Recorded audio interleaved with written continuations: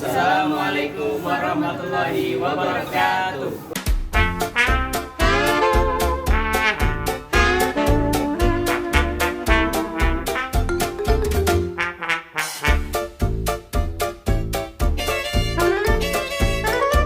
Saya Faiza Resti Zain dengan NIM B05250007. Perkenalkan, nama saya Muhammad Juang Abdul Syukur dengan NIM B05250032. Saya Ahmad Ridwan Maula dengan NIM B05255019. Aliran transformasi adalah teori bahasa yang menyatakan bahwa kemampuan berbahasa manusia itu bersifat bawaan atau innate, bukan berasal dari kebiasaan atau habit.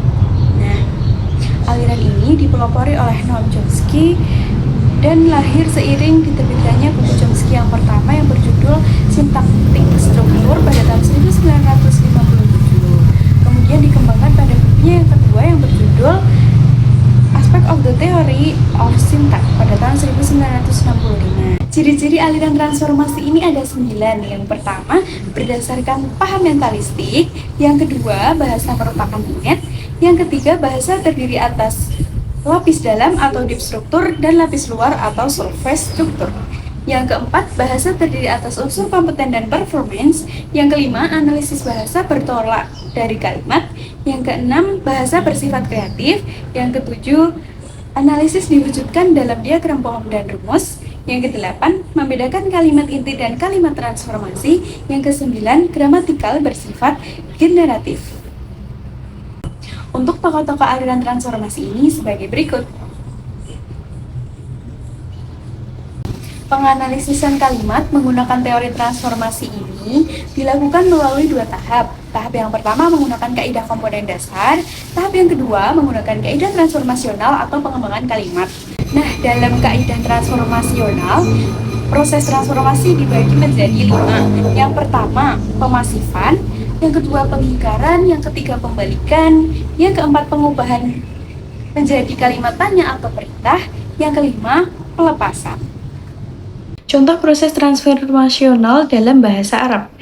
Untuk contoh yang pertama, ini terjadi proses transformasional pengubahan menjadi kalimat tanya dan kalimat pasif. Dari kalimat al-waladu akalal khubza, ini diubah menjadi kalimat tanya hal akalal waladu khubza, dan kalimat pasif al-khubzu ukilal minal walad. Namun makna dari kalimat ini tetap sama, yaitu alladzi akalal khubza huwal walad. Pada contoh yang kedua ini terjadi proses transformasional pembalikan, yakni dari kalimat az-zahratu launuha ahmar, ini berubah menjadi ahmaru launu zahroh. Untuk contoh yang ketiga ini terjadi proses transformasional penggabungan. Dari kalimat ukhti tabaki li'annaha ja'i'atun menjadi li'annaha ja'i'atun tabaki ukhti.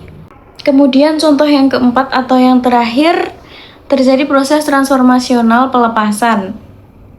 Dari kalimat a'lamu annahu ja'a menjadi a'lamu ja'a. Mari kita bahas aliran semantik generatif. Aliran ini dipelopori oleh tokoh seperti Postal, Lakoff, dan McCrawley. Mereka awalnya dari kelompok Chomsky, tapi memisahkan diri karena perbedaan pandangan. Fokus utama mereka adalah makna semantik sebagai titik awal analisis bahasa. Cara kerjanya adalah memecah sebuah proposisi. Proposisi itu dipecah menjadi predikat dan argumen-argumennya. Sebagai contoh, jika proposisinya adalah saya belajar linguistik, predikatnya adalah belajar, argumen satunya adalah saya, argumen 2 adalah linguistik. Contoh Arabnya adalah jika proposisinya adalah yaqra'u at-talibu al-kitaba, maka pemecahannya berdasarkan model tersebut adalah predikat yaqra'u, argumen 1, at-talibu, argumen 2 adalah al-kitabah. Berikutnya adalah aliran tata bahasa kasus. Teori ini diperkenalkan oleh Charles J. Fillmore pada tahun 1968. Teori ini membagi kalimat menjadi 2 komponen utama, modalitas dan proposisi. Yang perlu diingat, kasus di sini bukanlah kasus tata bahasa biasa, tapi ada hubungan makna atau peran semantik. Jadi, makna kalimat dirumuskan sebagai verba ditambah serangkaian kasus yang menyertainya. Contohnya kata open bisa melibatkan 3 kasus, yaitu agen sebagai pelaku, instrumen sebagai alat, dan objek sebagai sasaran. Dalam pengembangan teorinya, Fillmore membatasi beberapa kasus inti. Ini meliputi A. Agen atau pelaku yang melakukan perbuatan, B. Experiencer yang mengalami peristiwa psikologis seperti melihat atau merasa, C. Objek yang dikenai perbuatan, D. Source, asal atau sumber, dan yang terakhir, goal, tujuan. Aliran ketiga adalah aliran tata bahasa kasus relasional. Tokoh utamanya adalah David M. Perlmutter dan Paul M. Postal. Aliran ini muncul sebagai kritik keras terhadap tata bahasa transformasi T.T. Chomsky. Kritiknya adalah bahwa T.T. terlalu berfokus pada bahasa Inggris dalam upayanya mencari kesemestaan bahasa. Perlmutter dan Postal mengingatkan bahwa bahasa-bahasa di dunia sangat bervariasi dan teori linguistik harus bisa menjelaskan variasi tersebut. Teori ini menyatakan bahwa setiap struktur klausa terdiri dari sebuah jaringan relasional. Jaringan ini melibatkan 3 komponen. Yang pertama, simpai. Notes ini adalah elemen-elemen dalam kalimat seperti kata atau frasa. Kedua, tanda relasional. Ini adalah nama dari relasi gramatikal seperti subjek atau objek. Ketiga, coordinates. Ini adalah penanda yang menunjukkan tataran relasi gramatikal. Ini penting karena mereka mengakui bahwa satu unsur seperti objek bisa berubah tatarannya, misalnya dalam kalimat pasif. Yang selanjutnya adalah aliran fungsional. Secara sederhana, aliran ini adalah salah satu pendekatan dalam linguistik yang menekankan pada fungsi suatu bahasa atau suatu kalimat dalam berkomunikasi. Aliran fungsional ini muncul atau lahir sebagai bentuk respon atas kelemahan dari teori struktural yang lebih menekankan kepada struktur dari kalimat itu. Sedangkan aliran fungsional lebih menekankan kepada fungsi dan konteks penggunaan ketika kalimat itu diucapkan. Sebagai contoh, kalimat ma ajmala sautak secara struktural itu adalah sebuah ungkapan kekaguman atau pujian. Tetapi ketika dilihat konteksnya, ternyata kalimat ini diucapkan oleh penutur kepada seorang yang suaranya kurang bagus.